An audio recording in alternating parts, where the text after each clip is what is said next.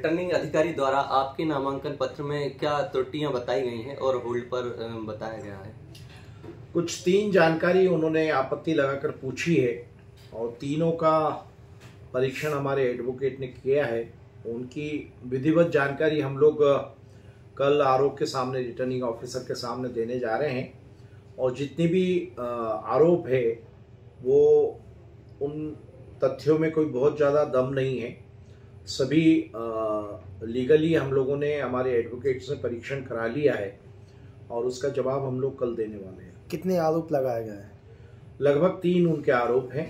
तीनों आरोपों के जवाब हम लोग कल देने वाले हैं। क्या लगता है ये कहीं षड्यंत्र तो नहीं है?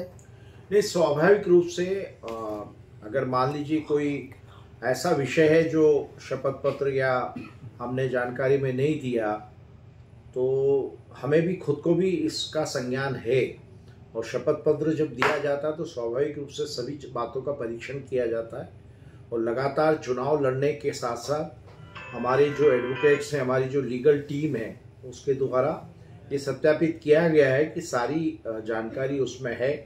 कुल मिलाकर आरोप प्रत्यारोप जिन्होंने लगाए हैं उनके पास तथ्यात्मक जानकारी नहीं है। कौन से 3 बिंदु सर? ये 3 बिंदु में लगभग पहला तो उनका कहना है कि 5 साल की रिटर्न नहीं डाले, जबकि उस फॉर्म में 1 साल का इनकम टैक्स का रिटर्न पूछा है।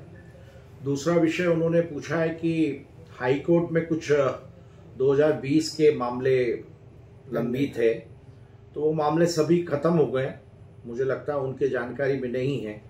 और तीसरा विषय जिसके अंतर्गत उन्होंने लगभग 500 केसेस बताए, ये भी मिथक जानकारी है, इसमें भी कोई सत्यता नहीं है। जो हमने जानकारी दी है वो पूरी तरह से सत्य है और शपथ पत्र में भी हमने दिया है और हमारे लीगल टीम के जो एडवोकेट्स हैं वो कल इसका जवाब देंगे। सर, आपकी छवि धूमित करने का ये उनका प्रयास है क्या? देखिए, राजनीति में स्वाभाविक रूप से जब जमीनी हकीकत आदमी को समझ में आती है कि उनकी जमीनी हकीकत पर कुछ वजन नहीं है तो हर व्यक्ति कोशिश करता है, प्रयास करता है। पिछले चुनाव में भी यही हुआ था। हमारी स्क्रूटनी में कोशिश की गई थी कि फॉर्म रिजेक्ट हो जाए। एन केन प्रकरण करके चुनाव को किस तरह से बाधित किया जाए या हमारा फॉर्म कैसे रिजेक्ट किया जाए, इस तरह की जो तैयारी है ये सब जरूरत नहीं है इसकी।